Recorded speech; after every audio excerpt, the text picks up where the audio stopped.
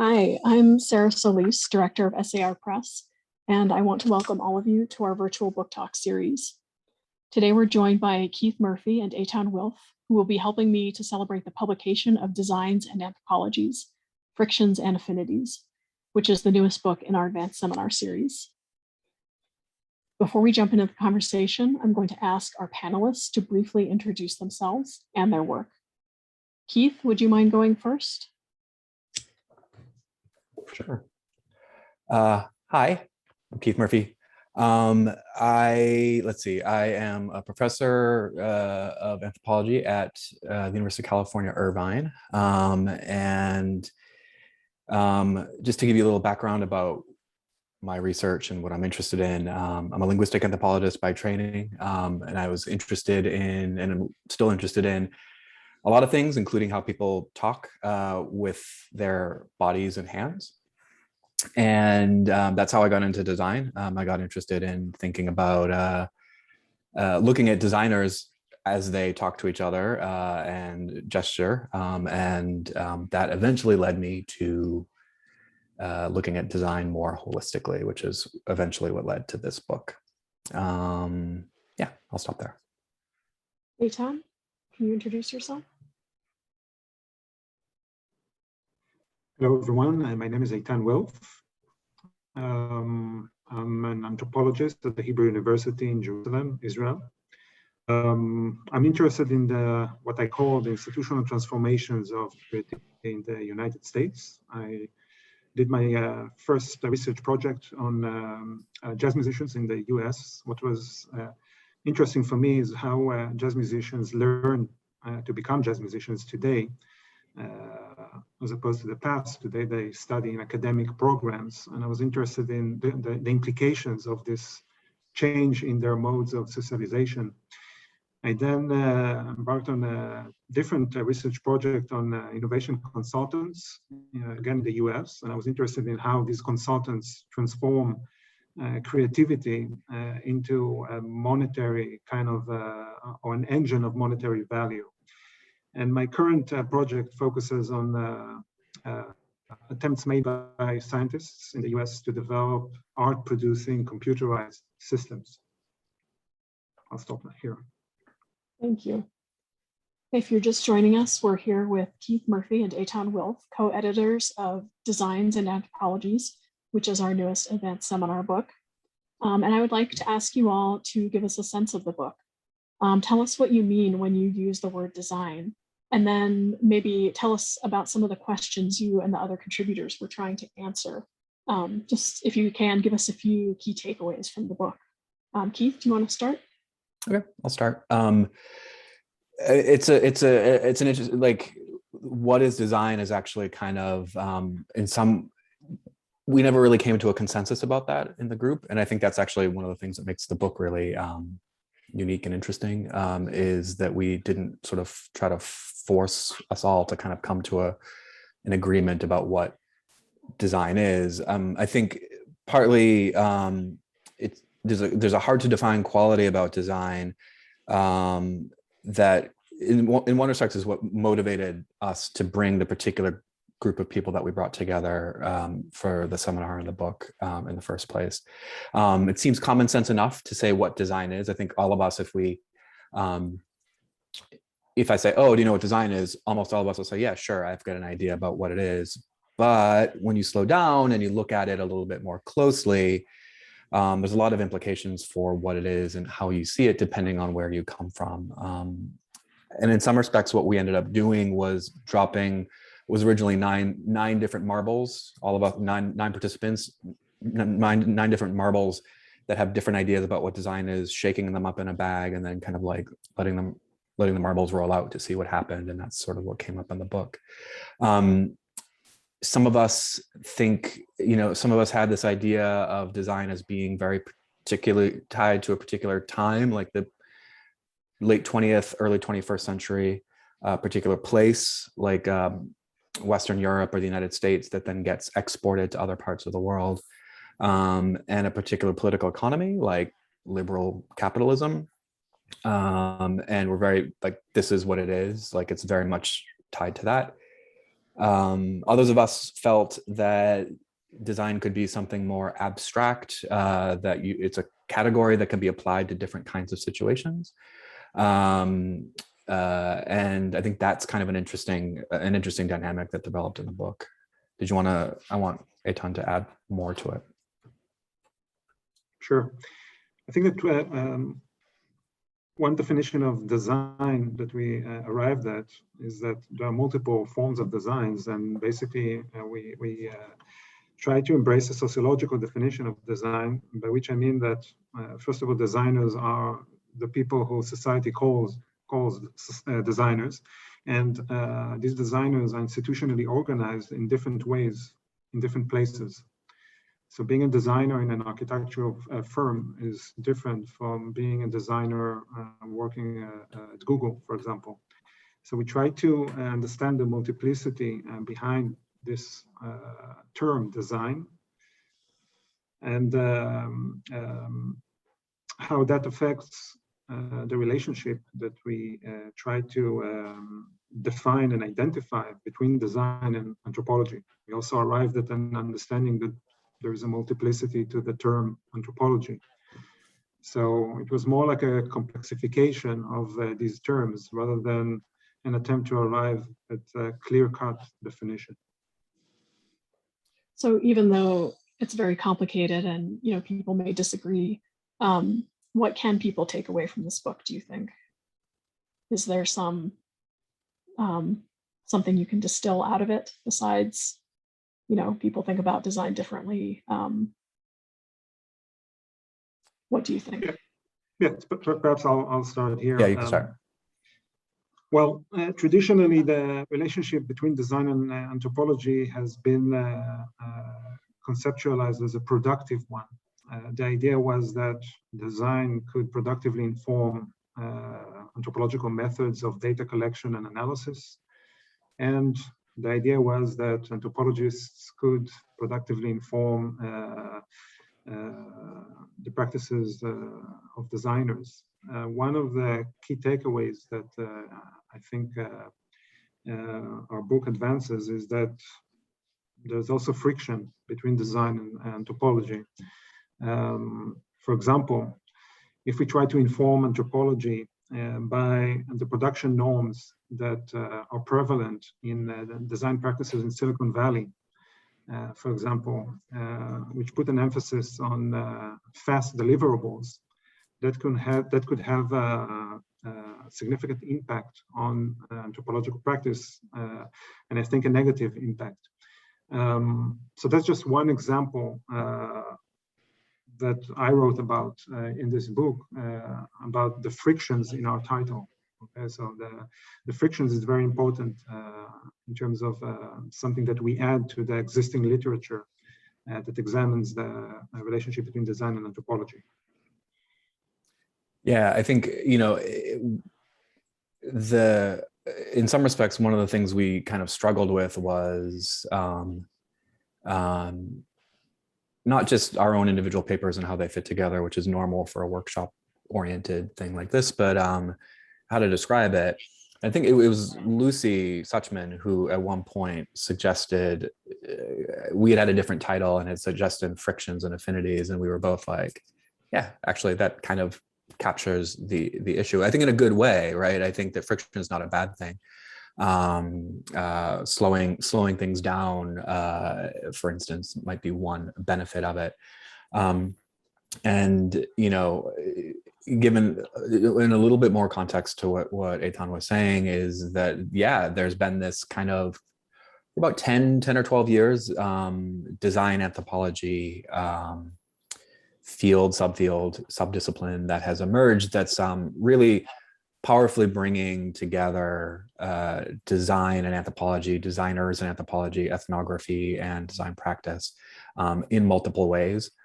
And there's a little bit of in that 10-year span, there's a little bit of sort of like, hey, what are we doing here? But a lot of it has been largely oriented to kind of working out the benefits of one for the other. And one of the things that we came to is not that like it's all bad or anything like that. It's just that, like, actually depending on the angle that you're looking at this relationship between design and anthropology, sometimes actually there are things that are less good in some respects. And, you know, I think my own piece, I was trying to take up some ideas from design and incorporate them into anthropology. And, you know, whether that works or not is up to people to judge. But I think there's different ways that the relationship can be configured. I think that was another finding, is that it doesn't necessarily need to be based only in practice, but it can be based in other, like, concept borrowing, or in sensibilities, or other less practice-based things. Can you give us an example of that? I know that's what you wrote. That's what you wrote about in your chapter. Maybe you could expand on that a little bit. Sure. I mean, I got really. Can I give a little bit of background about my research? Absolutely. Okay, so. Yes, So the way that I've been thinking about it recently, so, like, you know, I'm a linguistic anthropologist who was initially interested in hand gestures. And I wrote a book my first book was about furniture designers in Sweden, and the politics of design in Sweden and Scandinavia, but mostly Sweden. And there's no real reason why a linguistic anthropologist interested in hand gestures should be writing a book about furniture designers in Sweden. It doesn't really make sense. And I think partly the reason why that happened was that I went in not interested in design, but interested in hand gestures, grew less interested in hand gestures and more interested in design, but I didn't have a stake in what design is. I didn't have a stake in any claim about design being X, Y, or Z. I just had this kind of, like, almost old school anthropological orientation to kind of going into a place, trying to figure out what's going on. And that unexpectedly gave me this kind of freedom to kind of talk about design in a way that was largely, not entirely, but largely free from any kinds of constraints about any hang-ups about what design is or should be. And that has left me with kind of trying to look at design in the same way that I would look at, like, as an anthropologist might look at kinship or religion or marriage or some other kind of fundamental social formations. And one of the I mean, the way that I thought about this was directly influenced by the seminar that we had and the pushback I got on some of these ideas from my colleagues. But I got really interested in design as this idea of giving form, of form giving, right? So in lots of languages, some version of form giving is the word that it gets used for design, and we have that in English too. It's not as common as design. And I got interested in that idea of form giving, like that the design is this idea of giving. There's some people who are giving form to the world, what are the implications of that? What are the implications of one group of people giving form and thinking very sort of openly about what form is to other people? And that just sort of opened up a whole bunch of other ideas for that relates it to gift exchange or thinking about giving as in an anthropological sense. So I was able to try to take some ideas from design and link them, or I was trying to anyway, link them to other concepts in anthropology to try to expand how we think about things anthropologically. So we've gotten a couple of questions in. One person wants to know, I assume they mean the relationship between anthropology and design. Is it a two-way street? And maybe you could talk a little bit more about that. Eitan, do you want to start? Is the question, well, I'll say this, there has been already like a productive relationship between, or mutual influence between design and anthropology. Keith actually experimented together with George Marcus at Irvine with some design methods as a way of informing or inspiring ethnographic methods of data collection. And in terms of, I would say that the influence from anthropology to design has been most evident in the work of anthropologists in for-profit corporations. Corporations today, many corporations hire anthropologists for different reasons. So anthropologists have brought their methods and theories into the business sphere. So there's certainly been like a two-street kind of influence. However, again, I'm like the devil's advocate. In my, in my opinion, because I worked with designers, in my work with innovation consultants, I work with designers who work for for-profit corporations. And I saw the kind of stress and time constraints under which they had to work, and the urgency with which they had to produce deliverables. And what struck me was how this urgency impacted their ability to provide context-sensitive knowledge on the reality that they were trying to understand. So it's certainly a two-street kind of flow, but again, one that is full of frictions as well as productive influences. I just want to jump in to say, people have been asking us about a closed caption option. That doesn't seem to be set up for us, but I will make note of that, and that's something we can work on for future presentations. So apologies about that. Hopefully the YouTube version of this, I think YouTube can do it too. So unfortunately, if that's the thing, you have to go back and watch, but there might be other options later. Thank you. We have an interesting question from someone from Kara, who says she's a PhD candidate doing fieldwork research on a French government funded project to make all French universities autism friendly. And she said she was not expecting to find how prominent design is in this project. And there are designers associated with it who have competing designs about what design is. And so she's asking if you know about any work focused on the intersection of anthropology, design, and disability. Yeah, I mean, there's definitely a lot of design for disability research out there. And if you contact me, I can send some stuff on that. There's work by a linguistic anthropologist named Tara Edwards, Terra Edwards, who's written a piece, forgetting where it is, maybe Journal of Linguistic Anthropology, but she works with deafblind, the deafblind community, and has a piece really interesting about thinking about the design of Gallaudet University and the area around Gallaudet University for deafblind people.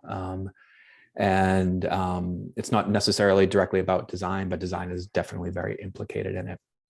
And her work is very interesting, and there's more resources there. And in a lot of the anthropology and disability research actually kind of implicates design. There's also Cassandra Hartblay at the University of Toronto has written on design and disability. She's an anthropologist who's written on design and disability in Russia. She has a piece in American Ethnologist from a few years ago about ramps. I'm forgetting the title, but again, I can send some of this information if you ask, if you send me an email.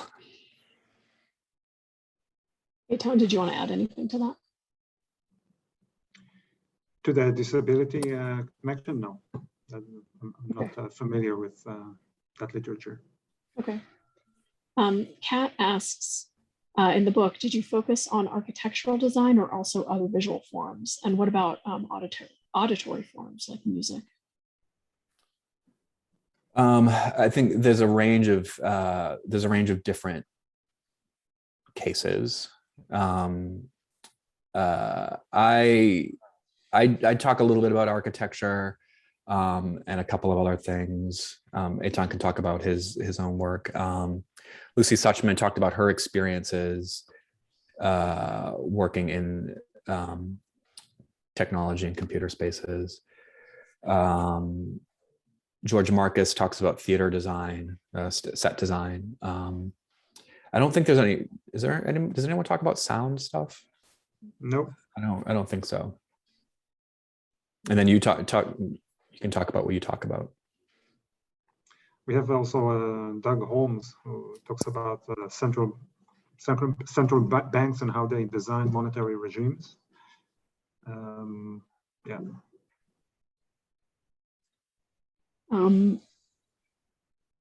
I guess related to that question, I mean, are there ways in which this book or your work, sort of broadens our ideas about design? I mean, I feel like before I read this book, if you had said design to me, it's like I almost would have thought of your field work, Keith, like Swedish furniture making, but the chapters in the book, I mean, they talk about so many very different things. So is there a way in which, the relationship between anthropology and design expands what our, idea of design is? I mean, is it everything? Is it like anthropology? It could encompass just about everything.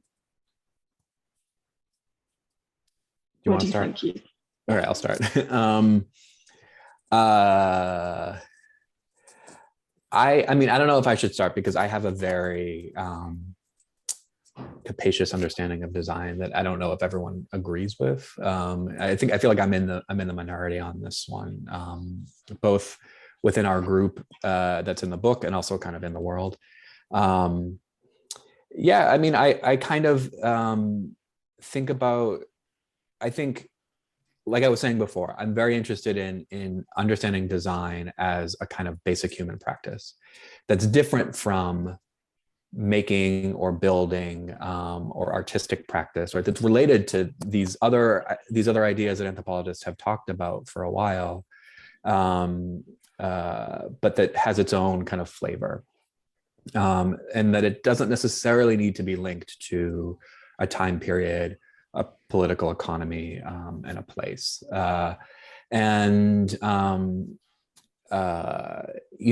If I had my druthers, I would kind of put design as like a basic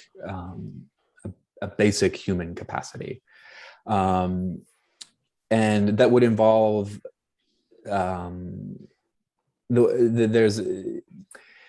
so part of what I think about it is that, look, design is always an intervention, right? Design is always making something for someone else, intentionally putting a plan down to make something for someone else. And it generally has forethought into the form and into its purpose and effect on the world.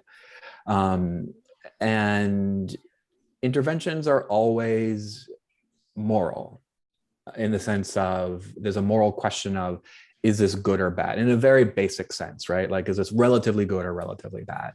And if I walk up to you on the street and I say hello, that's an intervention, right? Like we are, as social beings, we are constantly intervening in each other's lives, and we're constantly moralizing about whether that's good or bad in different ways. Design is kind of an intervention at a distance, where there's somebody over here who's making some form for someone else over here. That could be a mug, that could be a street, that could be a building, that could be whatever, right? And so what's interesting is that gap, that distance that design fills, of giving form that always has the moral capacity, but from one person giving the form to some other person or set of people. And I think there's a whole range of questions that can be asked in that space. So with my first book, I was working with, as I said, furniture designers in Sweden, and I got interested in how do like people hanging out in Stockholm making chairs and table lamps make things that then get turned into what gets turned into emblems of social democratic politics. Like, this is about care, this is about, and it's explicitly linked to particular ideologies about, that are linked to social democracy, such that like this chair is social democratic or whatever, right? Like, when nothing about a chair says that it should be social democratic, but that's what happens there. And so that was my anthropological question. How does the designing in this particular context get turned into that political project?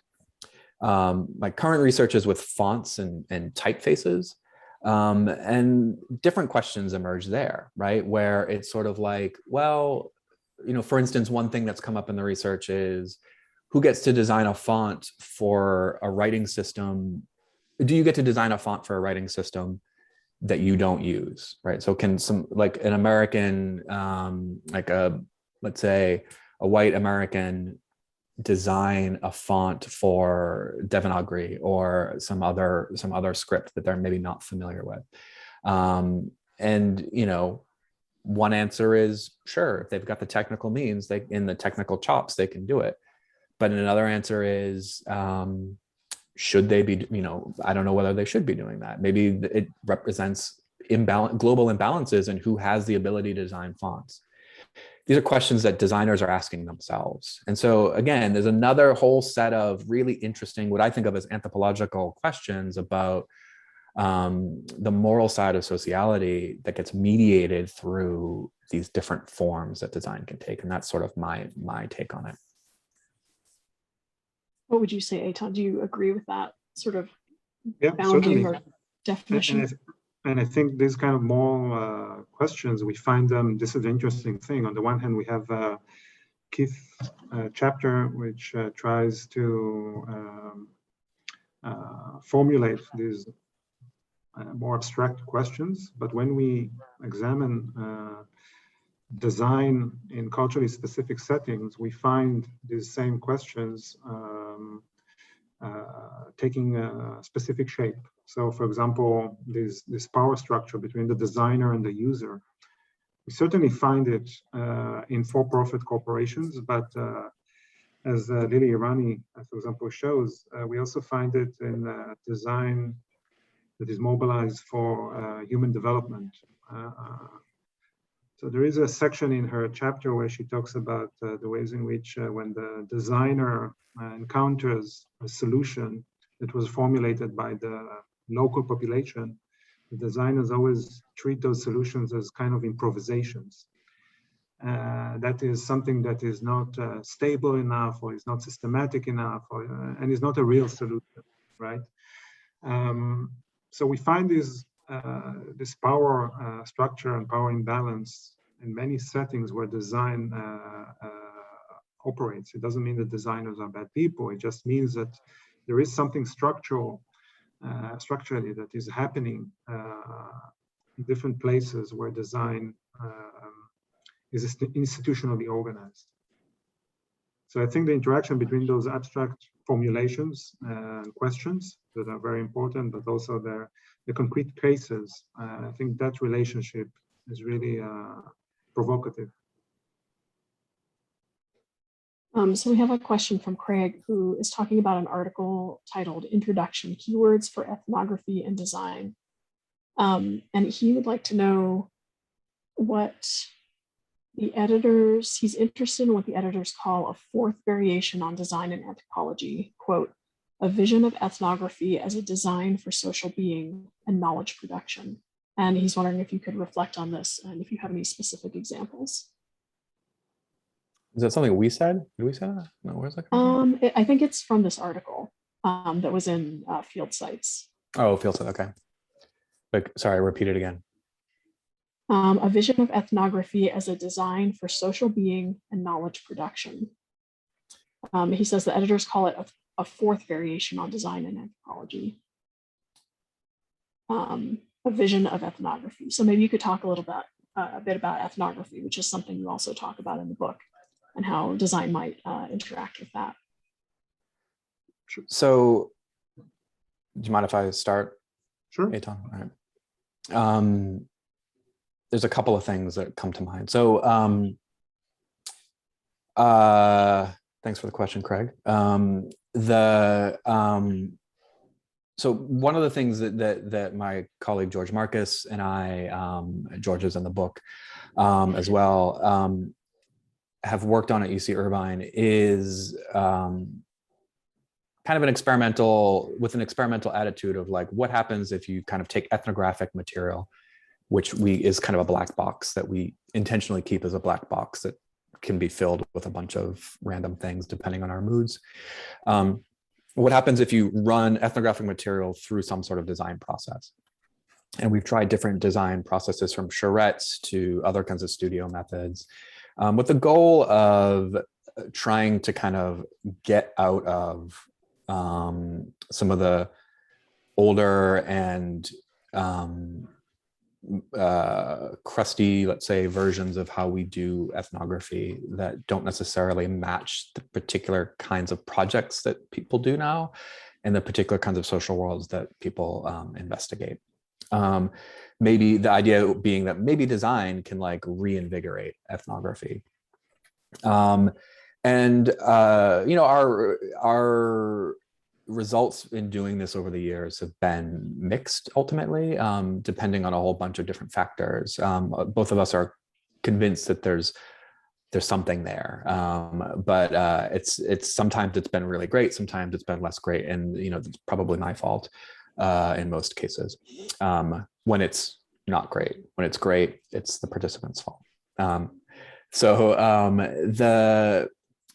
You know, at the end of it, you know, when I think about this, I'm left being with this nagging feeling that design and ethnography, design can have a very important say in pushing and influencing contemporary ethnographic practice, but having a very difficult time of articulating exactly how that is.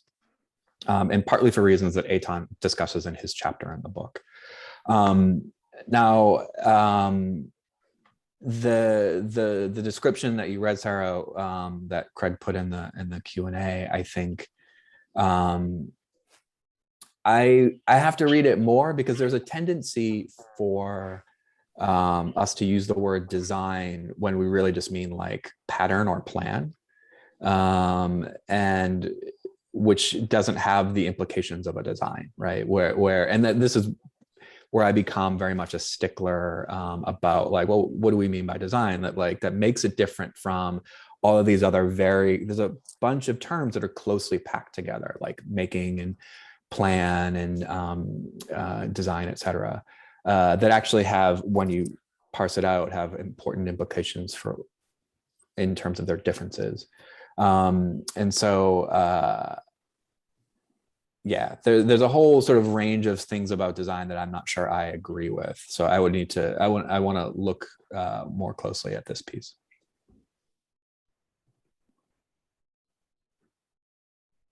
Eitan, do you want to add anything about design and ethnography?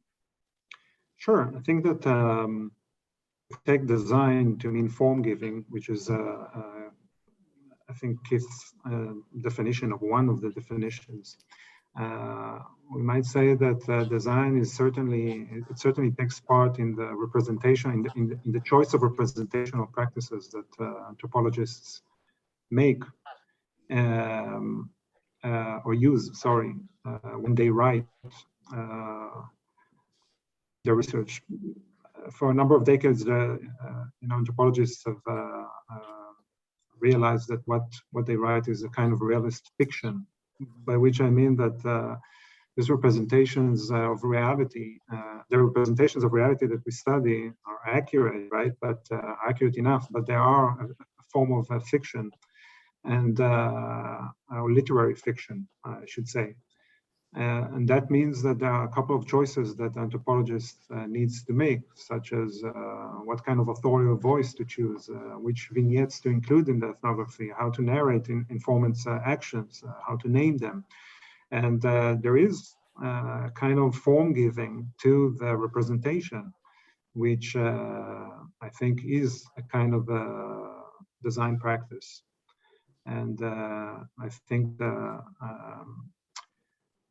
design could teach, perhaps, or designers could teach anthropologists how to be a little bit more flexible about these representational choices and their implications, of course. I want to add a couple of things, because thinking about what you just said, one of the things that came out of the projects that George and I have done over the years is that anthropologists, a lot of anthropologists, not everybody, but most anthropologists don't think of themselves or of their work as being creative.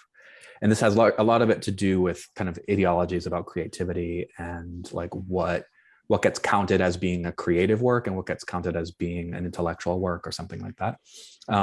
When, like Eitan was just saying, that actually a lot of what we do is creative and necessarily creative.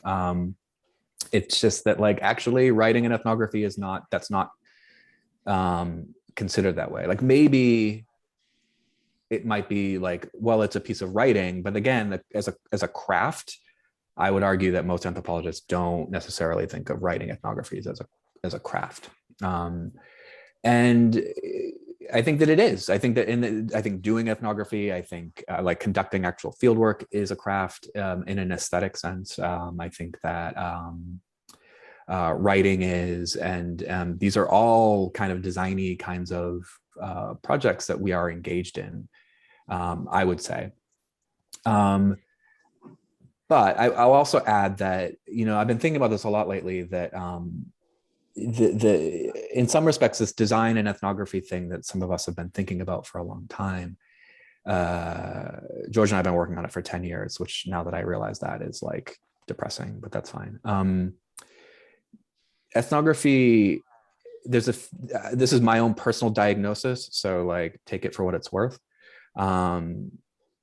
I sense that there's a feeling in anthropology that ethnography is lacking, that there's a lack. And a lot of what has happened is that ethnographers have gone, and anthropologists in particular, have gone to other coherent fields to kind of borrow some of their expertise in how we think about ethnography. So like design being one of them. Oh, we can learn from designers to enhance ethnography.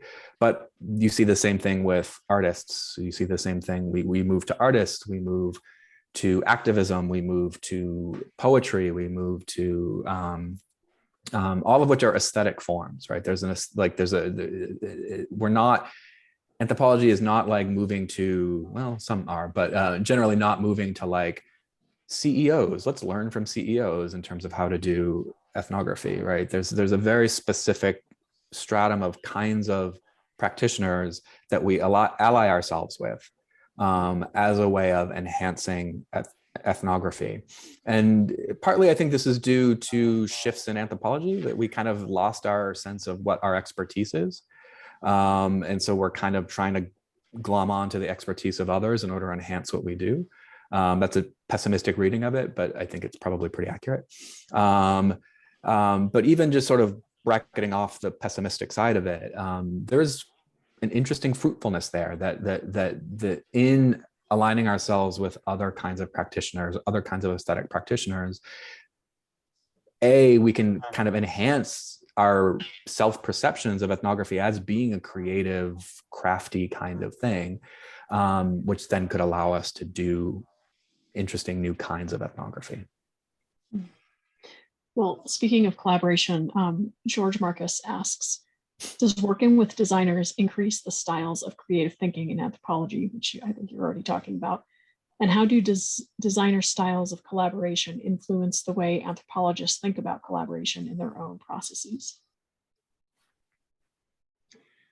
Can you repeat the second half of the question, please? How do designer styles of collaboration influence the way anthropologists think about collaboration in their own processes? Well, I would say that traditionally anthropologists have not thought about collaboration.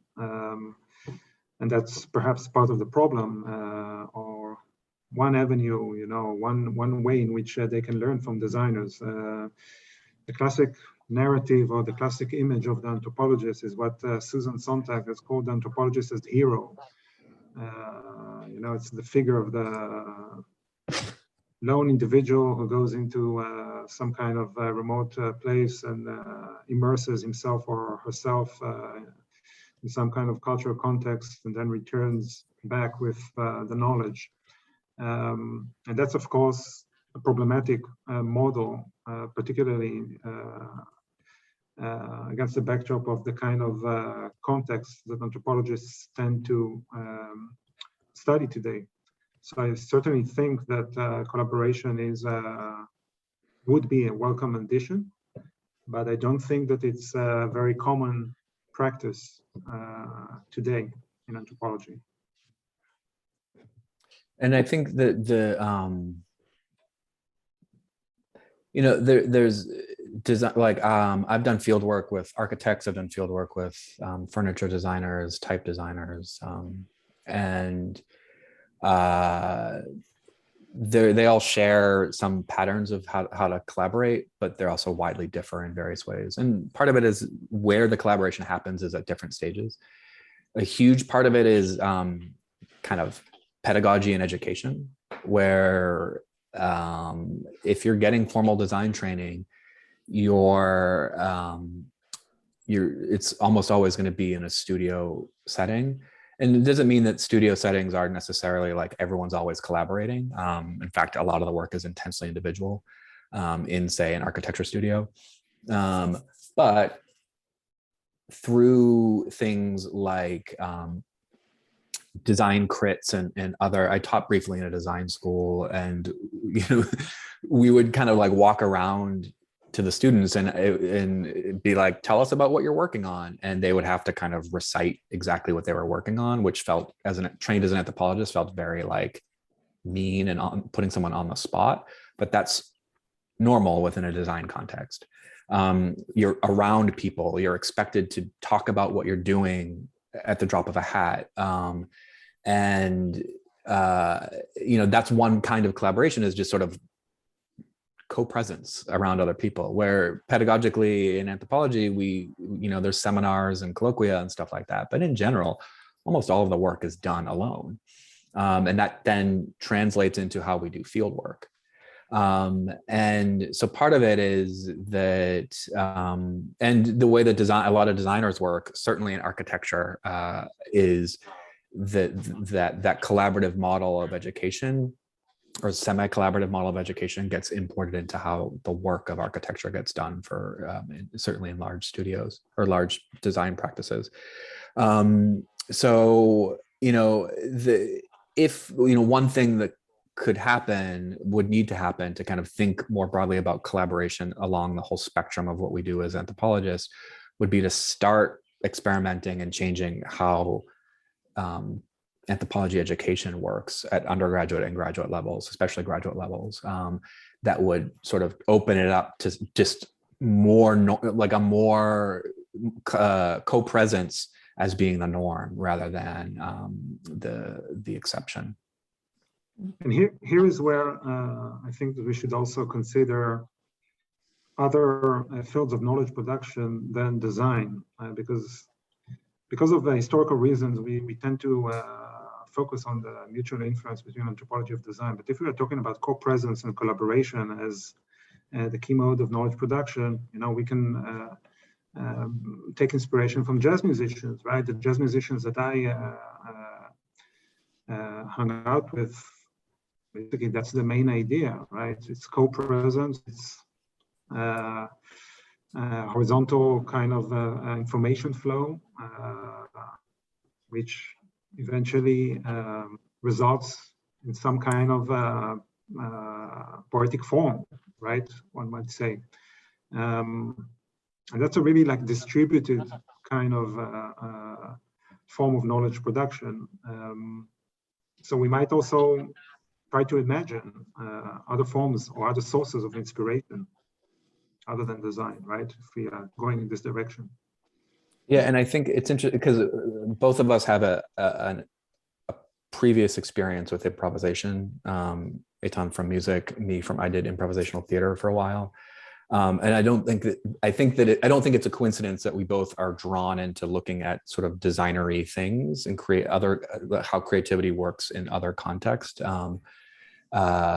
based on our own experiences from the past. There's that I can say the same thing about improv theater, where like the co-presence of being around other people and working together on some kind of inchoate but still shared project is really valuable. And that's not necessarily what designers are doing, but it's very close to what a lot of designers do, and when they're in larger contexts, for sure. We have a question from Stephen Feld, who asks if there's any interesting work going on now about sound designers, which might include games, cinema, virtual reality, etc., and how their design paradigms do not come from visualist and materialist models. And that is, they're maybe more like chemists than architects. What do you think? I think that Steve should ask people to take up that project. I don't know of anybody, because it's like, that's amazing, right? Like, I can't think of anybody doing it. I don't know if you can, Eitan, but Nope. So like, because there's lots of people doing work on sound in various ways, but like, I don't know of anyone doing work ethnographically with thinking about sound design. I think about it personally in my own life because I'm really interested in it, but I don't know anybody doing work on it. You're right. I mean, a lot of the one of the ways that I think about my own work was that, like, my master's paper was on architects. Then I wrote about furniture designers. So those are like big things. Then I wrote about furniture designers, which is like medium things. And now I'm working with font designers, which is really small things. And so there's been a scalar quality to my own trajectory. But it's all visual and or tactile stuff. I hadn't really thought about switching the kind of the mode to sound or other non-visual things. But there's definitely a whole bunch that could be done there for sure. Well, I do think that there is a strong visual dimension in sound design, just by virtue of the fact that the work is done on computer interfaces, as far as I know. But for sure, it's an interesting question. We have a question from Matthew, who wants to thank you for this discussion. Says he's a PhD student at NYU studying how fashion designers are trained in Mumbai, India.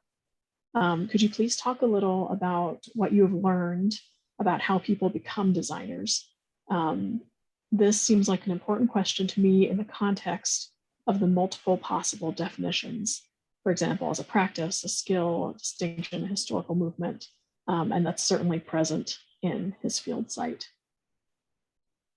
I'll just say that if you should look at the work, if you haven't come across the work of Todd Neiswanger, who graduated from Teachers College. He worked with avant-garde fashion designers in Antwerp, I believe, somewhere in Belgium. His work is really interesting. But I mean, Eitan's last book was about people learning some of the stuff. So I think you should say something there. Right. Well, my last book was focused on innovation workshops. So it's not really designers. It's like basically workshops meant for people who would like to become innovation consultants, or consultants who are supposed to help companies become more creative and innovative by implication. But that's just one site that concerns one specific, let's say, iteration of design. And I would not even say that the most significant iteration.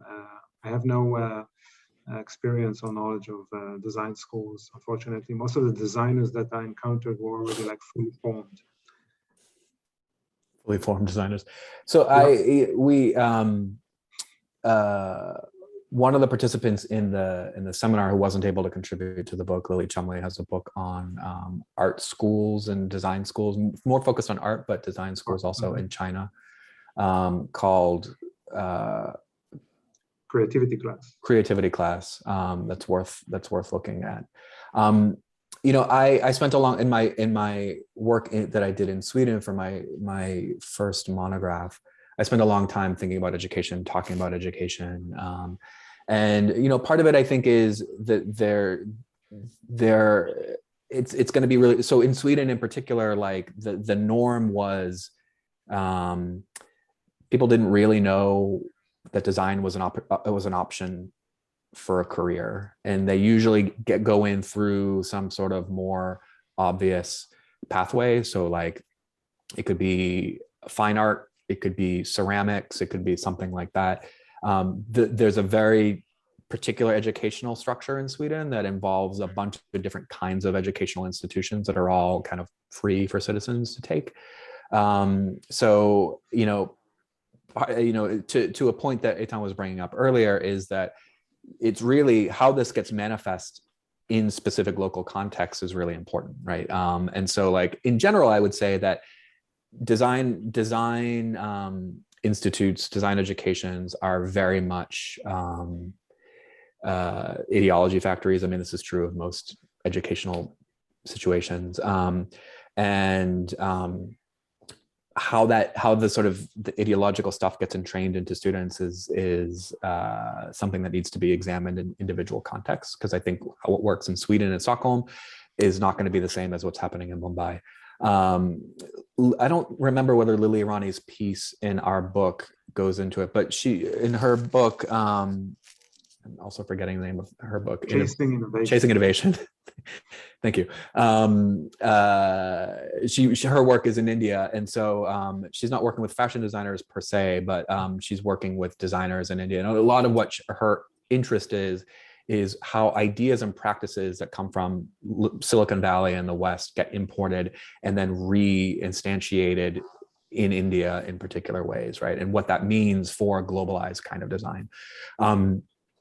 I think that if you're looking at design in India, you're inherently going to have to think about and look at sort of the history of the educational institutions there, colonialism, different kinds of transnational practices that are going on, and how that manifests on the ground is kind of the interesting ethnographic questions.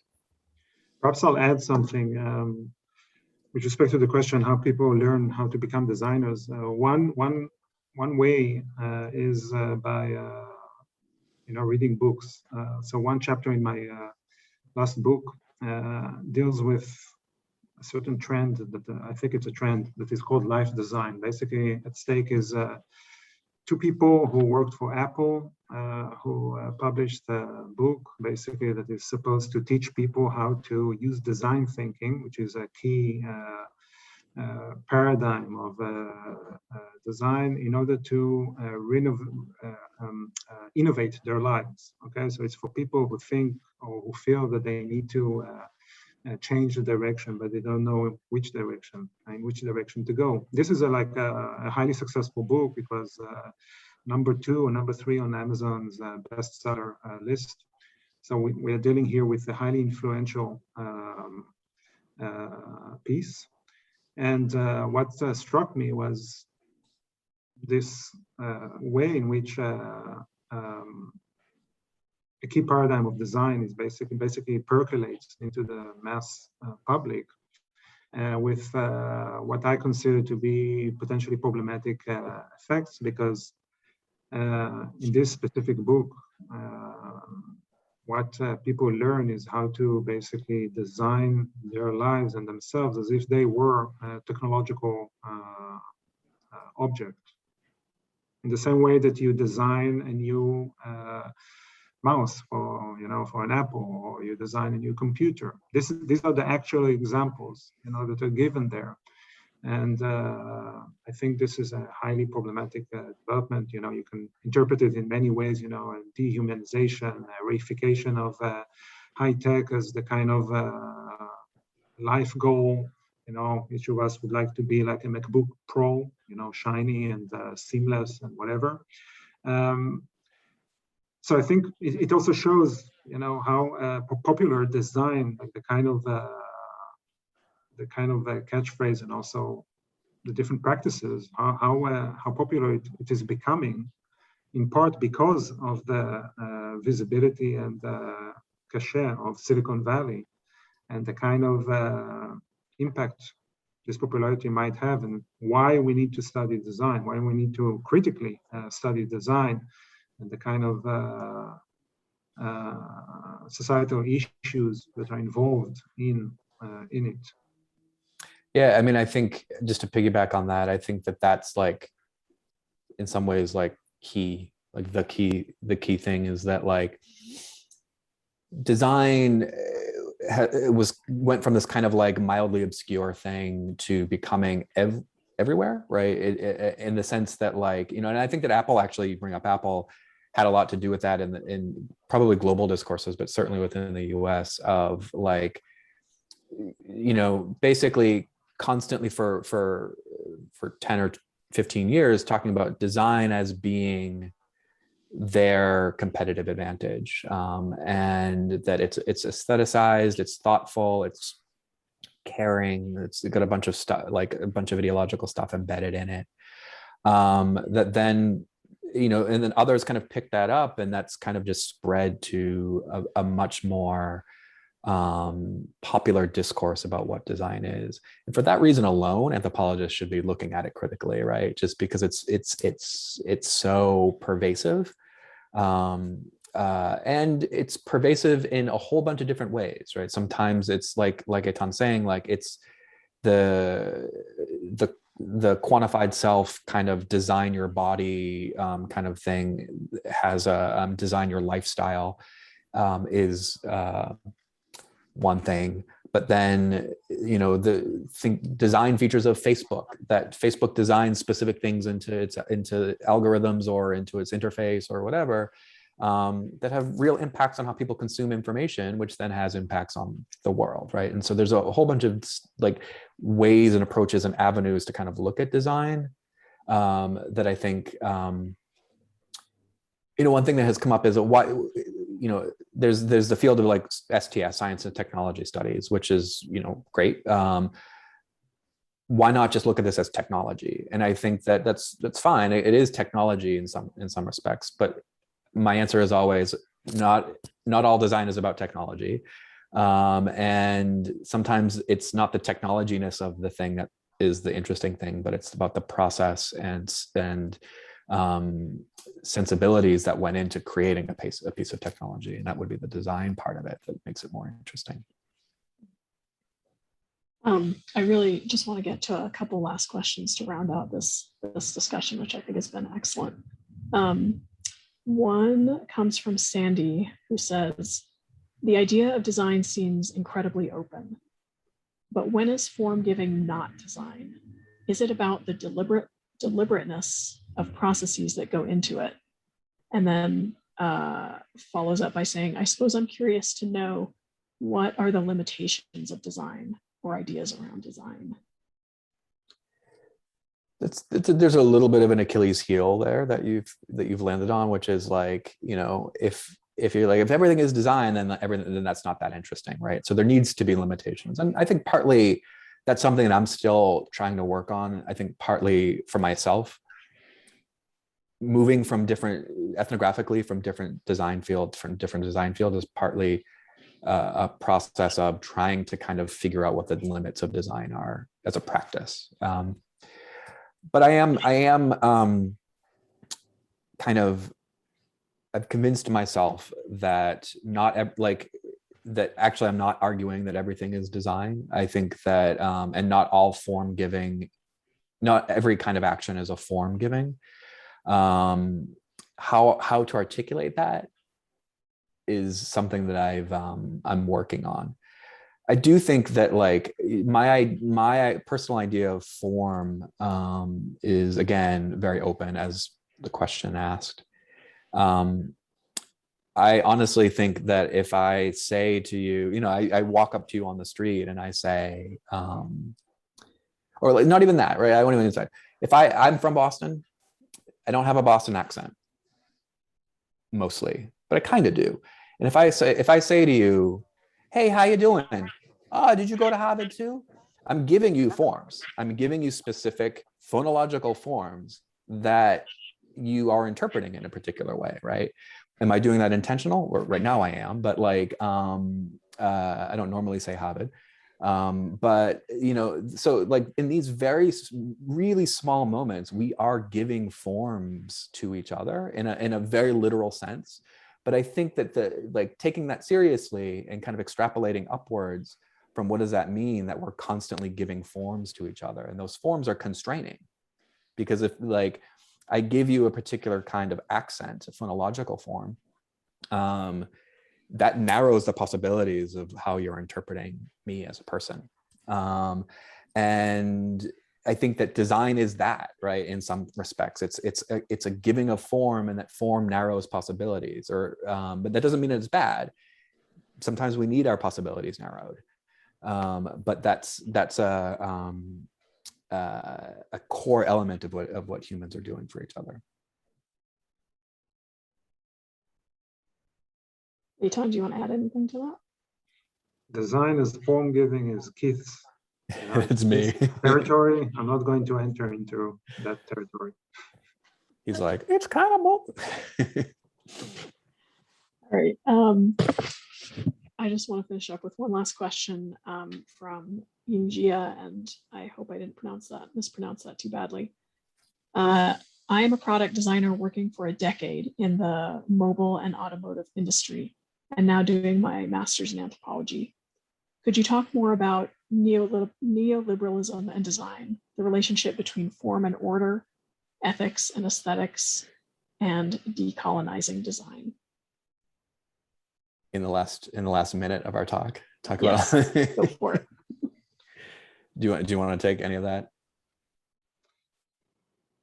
I mean, I think that the critical study of design is a form of decolonization already, in the sense that one of its purposes is to unearth or uncover the kind of power structures that I talked about earlier that underlie design. Honestly, there were so many like topics that I do not know like what to focus on in that question. Perhaps Neoliberalism. you can take something. Maybe you could talk a little bit about the idea of decolonization. Yeah. Well, you can even on that topic, this topic, you can talk in many ways. You can talk about again in a very general sense of uncovering who has the authority to give form to another person. Here I'm entering your territory again. To decide what kind of objects or practices you will use. So that's like a general sense of decolonization. But of course, you have like a very specific cultural contexts in which the notion of decolonization is much more literal. So you can talk about it in many ways, and you can explore it in many ways. So I think that like on decolonization, I think Dory Tunstall has a piece in one of Wendy Gunn's books on design and anthropology that was kind of like the first good design anthropology take on decolonizing design.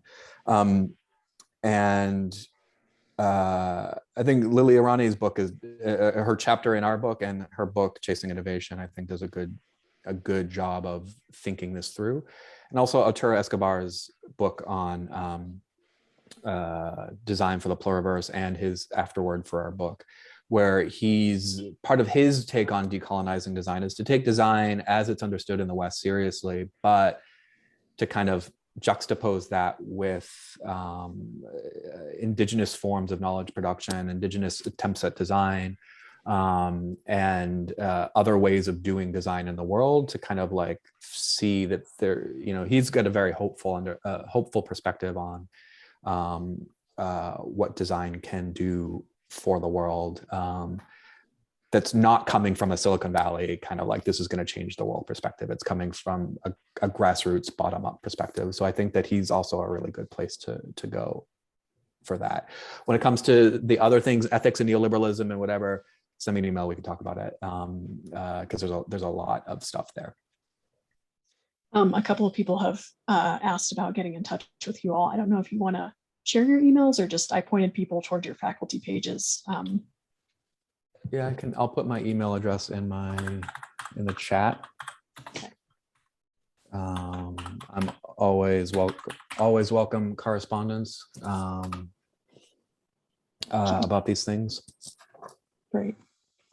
All right, well, I would just like to send a huge thank you to everyone who joined us, and especially everyone who sent in questions. That was a really fun discussion. Everyone who donated to support this event, the panelists, of course, and the staff at SAR who made this event possible. You can find out more info about all of our events at sarweb.org. Just click on the calendar or join us online. Thanks again, everyone, and we'll see you next time. Thank you, everyone. everyone. Thanks for questions.